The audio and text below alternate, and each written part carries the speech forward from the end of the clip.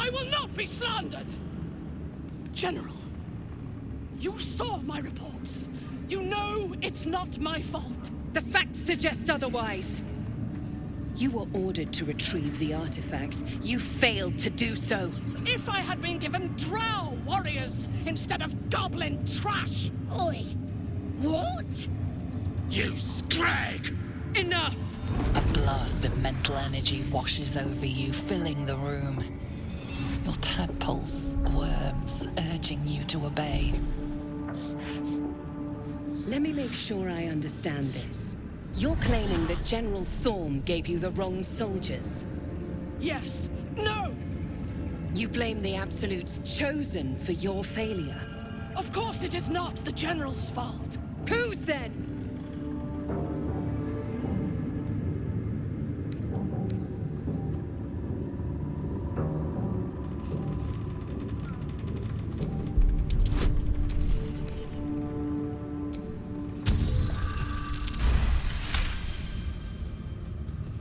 Zarel's mind is a steel trap, but you cautiously ease your way in. You just need to shift her focus a little. I'm being unkind. Anyone might have struggled with such imperfect tools. Goblins are prone to failure. Yes. It's the goblins' fault. They failed you, General. Not me. General? Take Minthara below. Someone will have to consider her fate. No! Please! Mercy! Please! You were adored, Minthara. Brought up from the darkness and into the Absolute's light. She cherished you, but it wasn't enough. You were distracted by your own desires. Bloodlust. Murder. Chaos. And most damning of all, an unexpected weakness. A longing for acceptance and affection from a mortal. You have no right! Ah! Ah! We have every right. You are nothing. Minthara's mind connects with yours. Not strong as you remember it, but fractured, disintegrating. Come to observe, true soul. She is a lesson. None can rise so high that they cannot fall again. We are erasing her.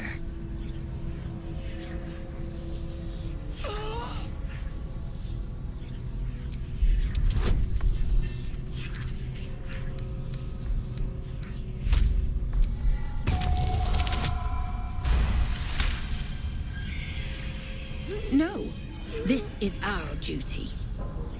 Peace, sister. Let us observe the true soul's methods. Perhaps we can learn from them. Her mind is yours. Break it.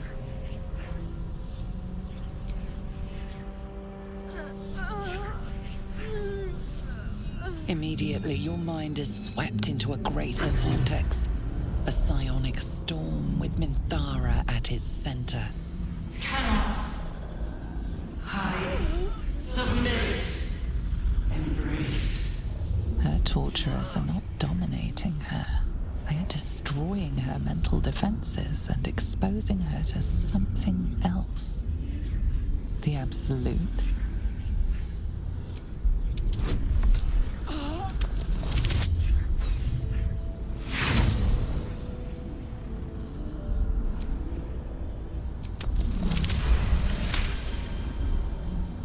Navigating the storm, you reach the nexus of her mind. It is a wound, bleeding raw emotion and shattered memories. But she senses your arrival. You came. I prayed that you would.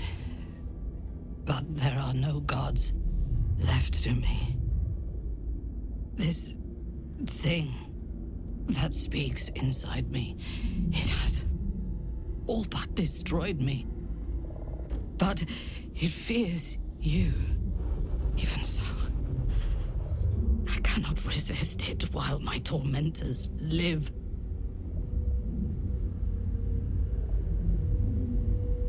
I didn't dare hope. I owe you more than my life. But first, let's make these bastards bleed!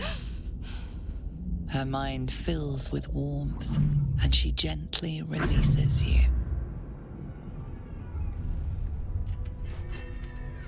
Impossible. She was broken. I expected to be greeted as a hero. But the wretches imprisoned me and tried to tear my mind apart. I didn't think anyone would come for me.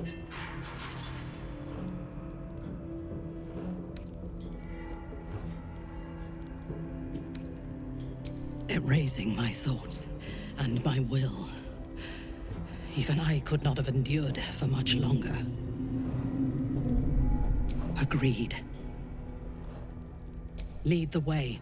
I last left Moonrise as a commander in the Absolute's army, obeying the voice of a god. I thought I had found a home and a purpose. Now I leave as an exile. But you risked your life to rescue me. For that, I am grateful.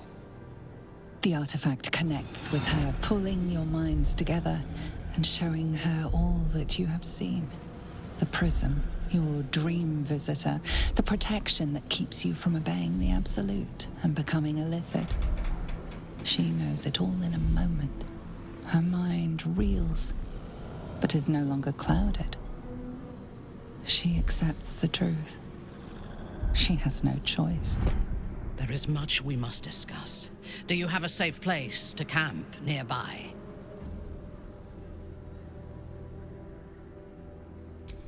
Goodbye for now. I will see you soon.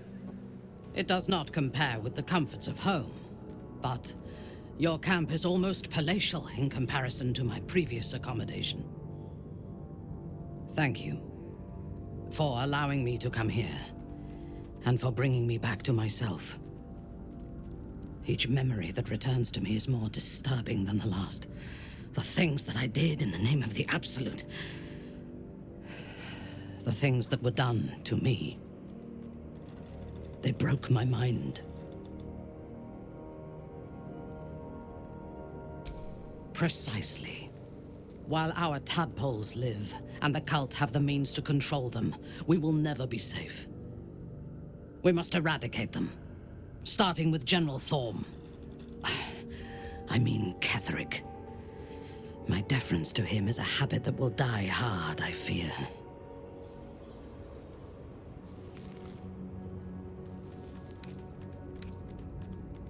It is the safest place to be. Swear that you will keep me close. Until the Absolute is dead, at least.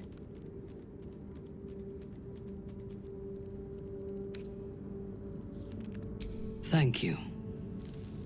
I knew you were different to other true souls when we lay together. Now I know it was the prism that silenced the Absolute in those moments, not you. But it was not the prism that held me and touched my mind and body. That was you.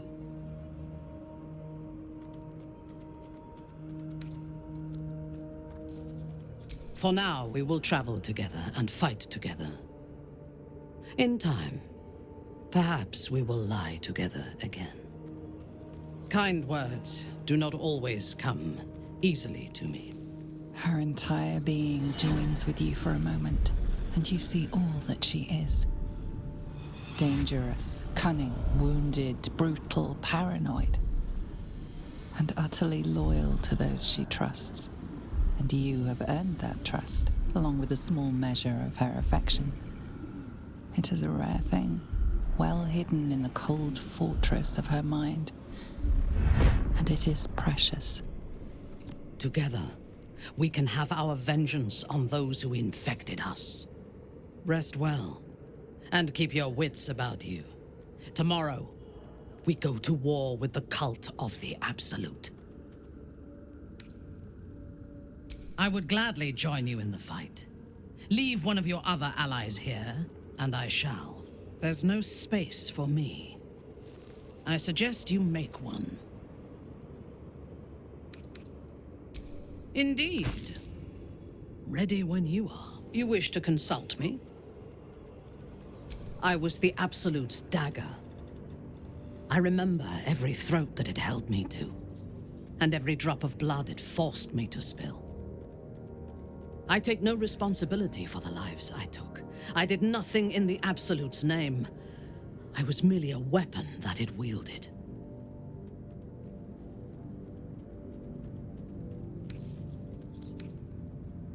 I would rather die than endure it again. The tadpole, the Absolute. They work together like a drug. I did not feel I was compelled to act against my will. I felt ecstatic to serve. Every action seemed a deliberate choice. The best choice. Even though I could no more have resisted its commands than flesh can resist decay. Even rational minds like ours cannot reject such a powerful influence. The Absolute can make the impossible seem inevitable. I fought at his side once, shortly after my conversion. Before the battle, he was everything a general should be. A charismatic leader with a brilliant strategic mind. And when the fighting began, he led his troops from the front and cut through the enemy like a scythe through stalks. Blows and arrows rained down on him, and before long, his face was a mask of blood. But he did not fall. He did not even falter. When we won the day, Ketheric's armor was bent and shattered, but his flesh was unmarked. I have lived long enough to know that few things are impossible in this world. Ketheric's power is a rare thing, though. I have never seen its like. The necromancer Balthazar is Ketheric's chief advisor. One who has mastery over the dead may well be able to help the living cheated. He is usually in his laboratory, elbow deep in offal, or clinging to his master's side. If he left Moonrise, his mission must be urgent. We should ransack his chambers and see what secrets he keeps for the great general. I took up my oath long ago, when I swore bloody vengeance against any who defied Lolth. Now, I myself have sinned against the Spider Queen. Though my faith is shattered, my oath endures. I am sworn to destroy all those who serve the Absolute. It is not noble, it is necessary. If we do not destroy the cultists, they will destroy everything. We are all that stands between this world and annihilation. I will never tire of sitting on dead men's thrones. My blood ran hot when we broke Ketheric's bones together. But we have greater challenges ahead of us. It is clear now that he was not working alone. During my time in the cult, I came to know one of his co-conspirators all too well. Baal's bloodletter, Orin. To think, I thought her to be speaking for the Absolute. I worshipped that woman.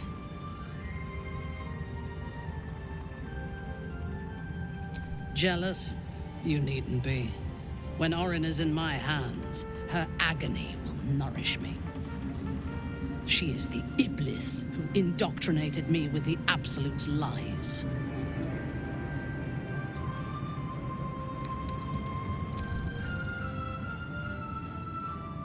She is fierce, vicious, and cruel. In those respects, we are alike. But she is dangerously unpredictable. If there is a way to turn this design towards slaughter, rather than control, she will take it. She is the one who brought me to Moonrise, and into the presence of her so-called god. The Absolute. Now I know that those memories are lies. There was no god. Orin held me down in a cocoon of flesh, while a mind flayer forced a parasite into my brain. And she laughed at my fear. I will find her. I will murder her. And I will smile.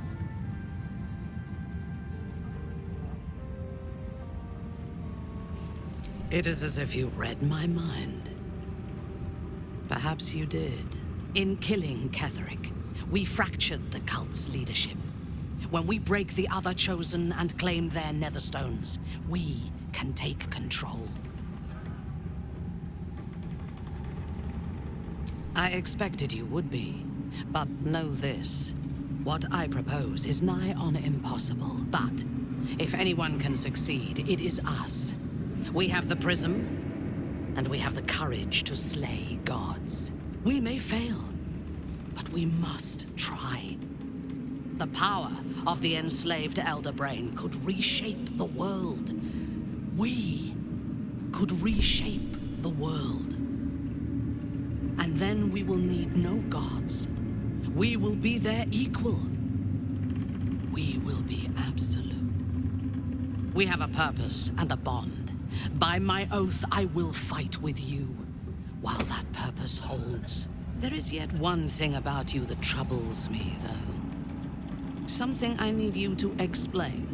When we killed the tieflings at the Grove, I was not in control of my actions. You do not have that excuse. So I ask you, why? Why kill them? I'm flattered. Will you be bringing dead rats and birds to my tent, now that we share a camp? I jest, but it is as good a reason as any. I have done much more foolish things to win the respect of far inferior people. I am satisfied. Now, I am ready to leave this damned place whenever you give the word. The city awaits. As you approach Minthara, you feel her mind reaching out to yours, tentative and curious. Then it retreats, soft as a whisper. Sorry. Old habits.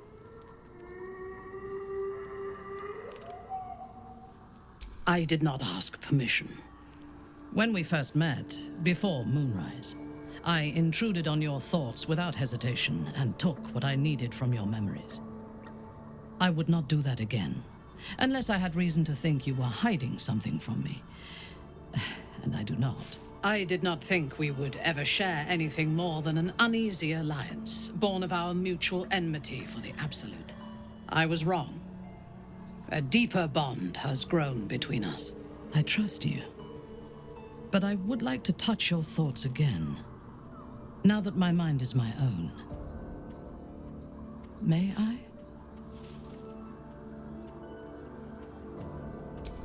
Of course, I do not hide anything from you. Until my time in the cult of the Absolute, I had spent little time on the surface, except to raid and pillage. I did not expect to find any outside the Underdark who saw the world as I do, and wanted from the world what I want. I did not expect you. You should be.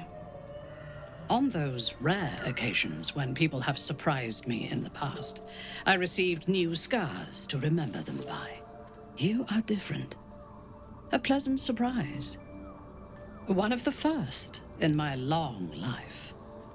Before the Absolute, I lived a life of certainties. I knew that I was destined for greatness because I was born to it. I also knew that my inherited privilege came with a cost. That the bonds of fellowship and family could be broken by envy and ambition. I could not enjoy the taste of food for fear of poisoning, and I could not enjoy the company of lovers and friends because I feared they hid knives behind their smiles. In spite of the danger, I was happy. I knew myself, and I understood the world around me. Now, nothing is certain. Without Lolth, without the Absolute, without my home, I do not know myself. But you do, I think. Show me myself through your eyes. Let me see what I am to you. She joins her thoughts with yours, and you are as one. You share in her strength of mind and formidable will, but also the doubts that eat at her conviction. Those doubts cluster in swarms, and the thickest is around her sense of self. She pushes past, revealing the image of her you hold in your mind. What does she see? The cold shell of Minthara's mind melts away, and you are drawn into the heart of her, warm, passionate, and dangerous. I have never lacked confidence, but this conflict seems so much bigger than the two of us. It frightens me. I do not know if we will survive it.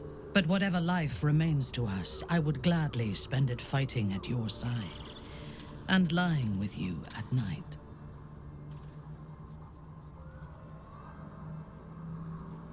Her mind touches yours, feather light and hesitant. A stark contrast to the confidence with which her thoughts intruded on yours in the past. Tonight, there will be no voices, no orders, no gods. I belong only to you. You wish to consult me? I take no pleasure in his passing. Whatever faults he may have had, Ketheric was a great leader. Of course. He ruled Moonrise for centuries. That in itself deserves respect. I believe he was an honorable man, but the gods used him as their plaything. First, Shah and her sister, then the three behind the Absolute. I sympathize. A meaningless question. If he had killed us and conquered the Sword Coast, I would envy him. As it is, he lost, and I pity him. But I will never forgive him for handing me to Orin. For that, I hope Merkel hollows out his bones and lets them be dust. A true soul came to my city preaching a message of togetherness, accompanied by 2 novices. Menzoberranzan is not fertile ground for such messages. I killed them and hanged their bodies in my garden.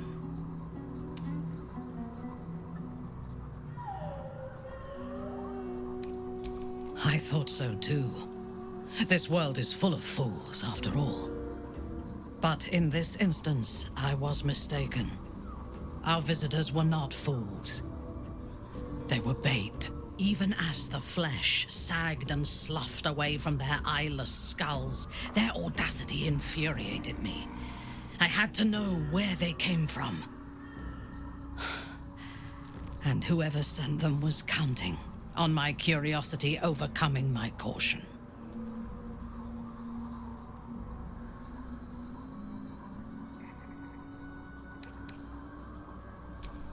In a manner of speaking, I did. The dead cough up their secrets just as well as the living.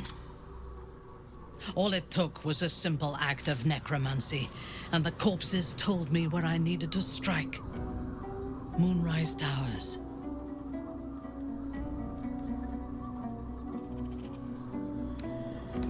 No. I was prepared for combat, but I intended to strike subtly. As it turned out, to my shame, I was defeated without even drawing my weapon. I came to Moonrise with a retinue of warriors and assassins, the best House Bainray had to offer. I expected a battle, but found a fully laden feast table and a welcome befitting a house matron. Ketherick expected us, expected me, and I fell for his flattery. Perhaps I deserved what came after the welcome as well. Ketherick proposed an alliance between Moonrise and Menza Baranzan. I admit I was captivated by him. He invited me to the head of his table as his guest of honor. I was wary, of course. If I had been in his position, the food would have been poisoned. It was not the food I should have been wary of. It was the pale woman at the foot of the table. Orin the Red. We had barely begun to eat when she spoke for the first time. I only caught one word, my name. Then, quick as lightning, she climbed onto the table, a dagger in each hand, and skipped toward me, slicing the throats out of my men as she passed them.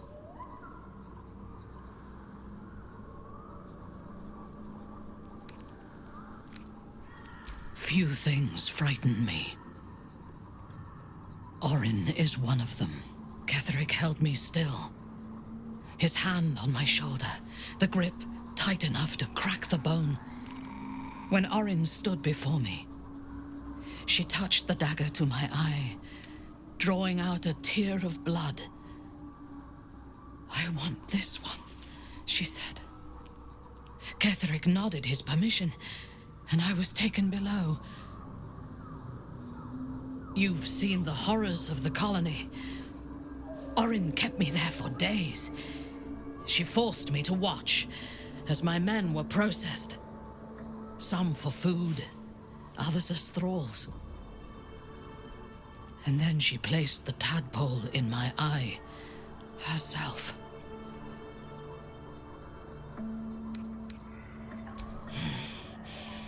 That is certain.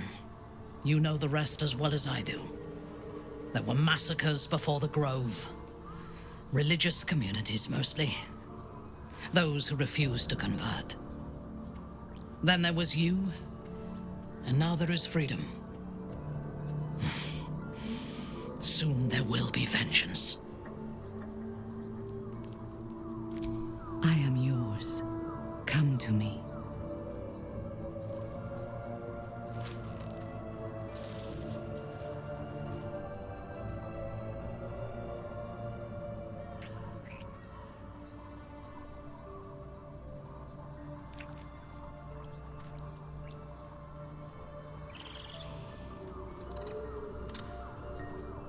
Thank you.